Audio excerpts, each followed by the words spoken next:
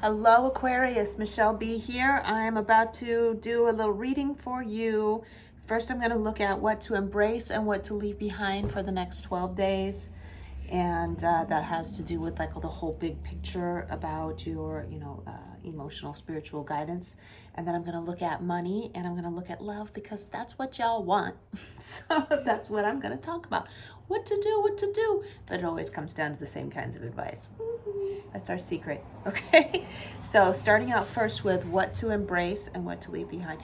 What to embrace, we've got the Seven of Cups. This isn't the only time that this card is going to be coming up in this reading today. The Seven of Cups energy, vibration is about accepting the fact that there are going to be so many things that you can do with your life. There are so many options out there. There's so many potential ways for you to use your energy. But really, ultimately, what do you want, right? Ultimately, what is for you is right there. There's all these other things happening, but this is for you. And you know what that thing is, don't you? Well, it's certainly not this. The Eight of Pentacles came up for what to release or what to leave behind. It's the idea that you can somehow mechanically streamline your life so it's like input output. this organic spiritual experience that you're having, being a being of light coming into a physical existence. You're like, maybe I can mechanize this whole lifestyle thing and have it all figured out down to like a science. So input output kind of thing. I do this thing, I get that thing. I reach out to this person, I get laid, right? I do this amount of work, I get paid this amount, right? But there's a lot more to it than that, because you are a human. You're a human being, not a human doing. Okay? Mm-hmm. So you're being asked to slow down, and instead of just throwing your energy out here and there and expecting certain results, the results are a big thing in this whole reading of the cards that I pulled up so far. It's like, are my results up to par? Are my results up to par? What are my results? You see, this guy's like, what are my results? I do all this, and these are the results I should get. Sometimes they don't come out. The results don't come out, don't align with what your expectations are. And that's like, whoa, kind of catching you off guard a little bit. And you're like, it's kind of boring too. And Aquarius, there's one thing that you can't tolerate, and that's boredom. And when you have a machine that puts out the same result every time you put something in, you start getting sick of it. Even though you like the consistency, even though you like the consistency of knowing what's going to come out when you put something in the machine, in the end, you start to lose patience with it. So that is the contradiction of being an Aquarius. Yes, I get it. It's really what it's like to be a human.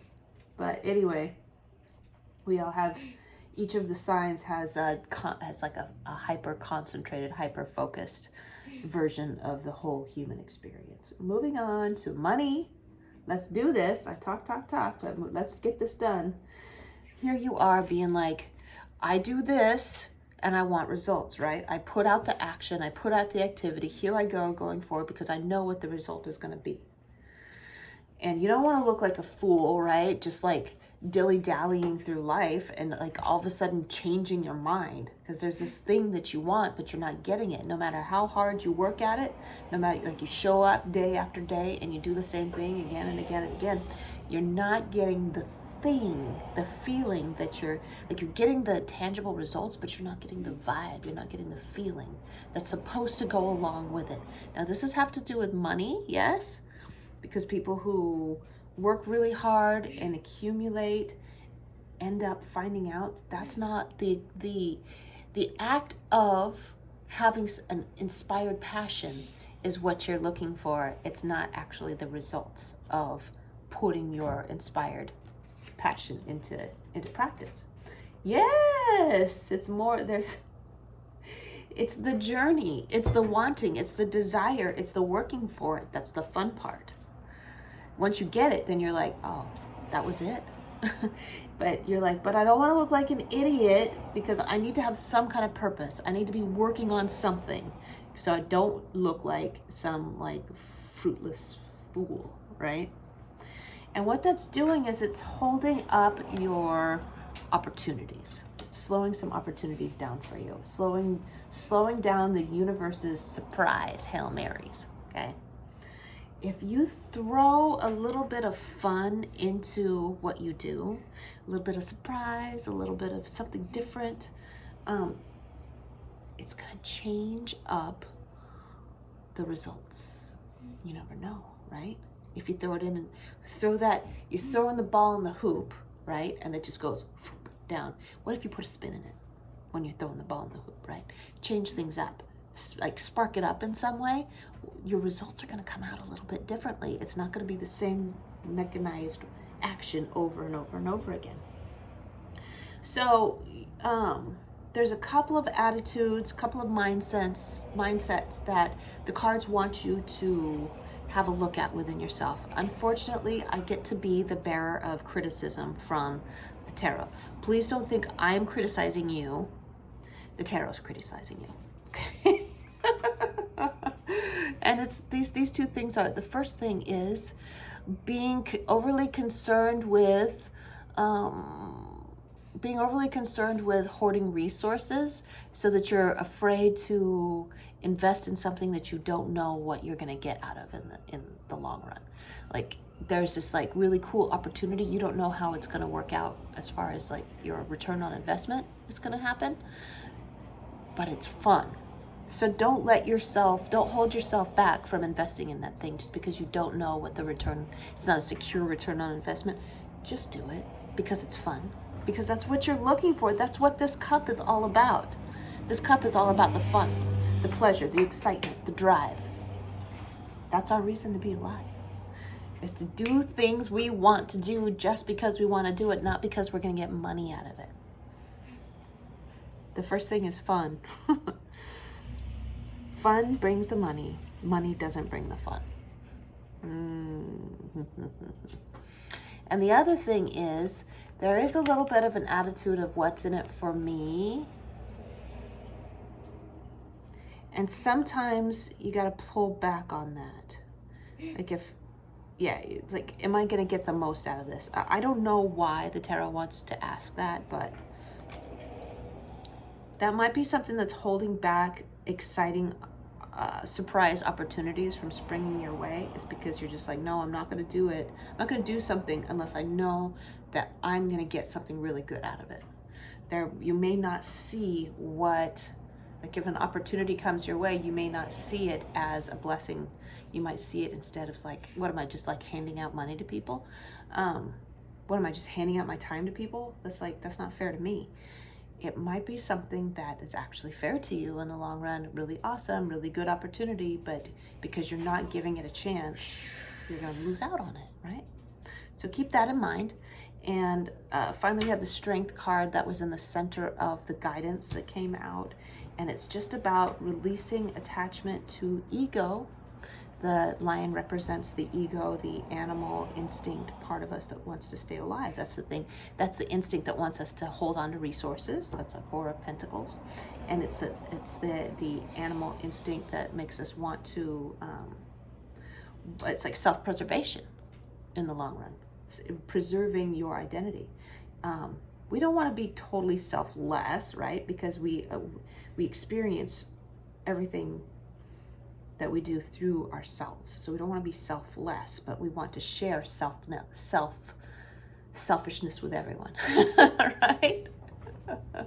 So your ego is there to keep you alive, but it shouldn't be there to hold you back from experiencing all the wonderful things that there are to experience in the world. Let the universe guide you. It's right there saying, I want to guide you. Just take a chance on looking like an idiot for a little while. And specifically for you in this case, I feel a major draw toward articulating, towards saying to you that there's way too much focus on the masculine. And there needs to be however you identify, feminine or masculine or whatever, right? There's the energy is way more in the masculine kind of vibration, and that's the only word that I can use to describe it. It's like the go-getting and finding out the results and using the logic. There's too much focus on that, and there needs to be more focus on the creativity, the flowing, the energy of the universe, the generosity, the sharing. There needs to be a lot more focus on that instead, and that's going to shake things up in a positive way for you. Now I've been talking for a long time about that, but let's move over to the love messages. You might resonate with all of these messages, you might not.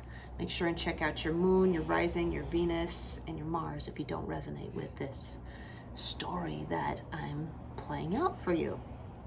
Some of you might be in completely stable relationships, and as I'm talking about this stuff, you're like, that's not me. Well, if everything was hunky-dory and perfect in your relationship, why the hell do you need to do a reading? So this is for people who this who are need to hear it, right? So these dark colored cards that I've been using are representing what's going on in your mind, what's going on in your subconscious and conscious mind, and it's like a snapshot of the present as it's moving toward the past, right? Because as soon as you get a snapshot of it, like Schrodinger's cat, right? As soon as you get a glimpse of it, it's already gone, it's already moved, it's already changed, okay? So just like a glimpse at what's going on with you, and then it's moving toward the past, and then we're going to get some guidance on how to go forward. So once again, as I was saying, too much focus on the masculine, right? Because these two, the Star and the Queen of Cups, are both in reverse, these ladies, and the Star represents Aquarius's true nature, which is that of the person who looks onto humanity and understands them from an outside perspective. All right, it's the healer, it's the wise person. This person isn't all about doing all the time. The Star is about nurturing from an angelic realm. Okay, so it's being pointed out to you that there's not enough emphasis on the complete depth of who you are. Okay, and that's playing out in your relationships in that there is some struggle, okay? Whether you are in a relationship currently, or you've been messing around with relationships and you'd like to have one, or you've been actually deflecting relationships because you haven't been able to deeply connect with others, is because there's so much focus on results, on like seeing what you can get out of it, right? It's all right, I have to be the person that says it, okay? That's why I guess I haven't just taken off, because I'm not talking about what a jerk somebody else is. I'm not getting that, though. I'm not getting what a jerk somebody else is. I'm getting that, we all have our part to play. And we do attract jerks sometimes if we act like jerks. I'm not saying you're being a jerk. I'm just saying that you're in your head and not in your soul and not in your body. And it plays out in your relationships. So yeah, with the Queen of Pentacles is here to be like, okay, so there's a lot of just focus on the money, focus on the material resources instead of the focus on relationships. Some of you may be focused on the material and not want to be focused on the relationships until you have things figured out. And that's okay, because I do get that with the Five of Pentacles, that you're like, I need to get my own shit together before I try to get into a relationship. But the thing is, the Four and Five of Pentacles being here, the thing is that if you have a scarcity mindset, you're never going to be ready. Okay, so keep that in mind. Just saying, scarcity mindset doesn't go away just because you have money. You have millions of dollars and still be in scarcity mindset and still not feel ready to be in a relationship. So when you're ready to be in a relationship, be in one. Okay, there it is. Are you ready to be in a connection? Is that what you want? There's all these options in the world of all the ways that you could be spending your time and energy, but what do you want? If you want to be in a relationship, focus on that. What do I need to be a good partner in a relationship? Slow things down and be less in your phallic sense and be more in your cup sense, all right? Okay. Slow down. take some time to heal yourself. The moon is here to remind you to take some time for physical, spiritual, emotional, nurturing, quietness, feminine energy time. Long soaks in the bathtub, and I'm talking about all the genders, okay? The whole spectrum of genders, whatever you identify with. Spend some time focusing on the feminine aspect of who you are to gain some balance internally in order to attract something really positive to yourself, or in order to enhance the nature of the relationship that you're in at this time. And the sun is here to be like, your life is pretty darn good. So why don't you slow down and enjoy it?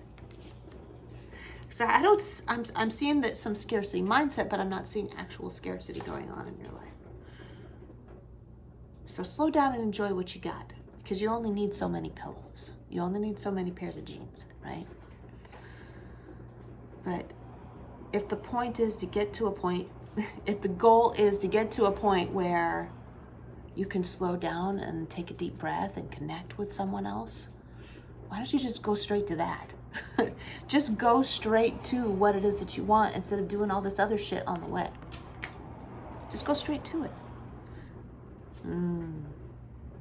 So if you would like to have somebody that you can have a romantic evening with, I would start by having a romantic evening all by myself, or with a girlfriend, someone who I feel close with in a feminine sense, right? So, you know, like any like really female friend, I would hang out with that person and just have a romantic night without it being like, you know, relationship material. Just do stuff like, and the moon is here, and it's like, do things outside at night. Ooh, get into your femininity. And the water too, bathtubs, swimming. You're being called to work on that stuff. So I'm gonna finish up with some affirmation, an affirmation from my wholeness deck, from the salvaged sawhorse, to bring us back into the present moment. I am surrounded by the love and support of my ancestors. It's a reminder that everything you've experienced, that you are experiencing in this life, is an extension of the experiences of all the people before you. You were influenced in ways that you know and don't know in your early childhood, and it is also carried in your genes. The experiences of other people and the growth that they still need to participate in. And so they're looking over you and supporting you and being like, yeah, our karma, our collective karma was to be into the masculine, to be doing, to be thinking, to be scientific about everything we do. But now it's time to shift the pendulum more toward a balanced state. Not all the way back to feminine, but to more of a balanced place where both masculine and feminine dichotomies are honored, and everything in between. Okay? Let's bring that long-term story that goes beyond just you. Let's bring it together and feel them all around you, giving you a big hug and saying, you're just right. You are at the exact place where you need to be at this phase in your life. This is where I leave off. Love you, Aquarius. I'll see you soon. 12 days. Bye.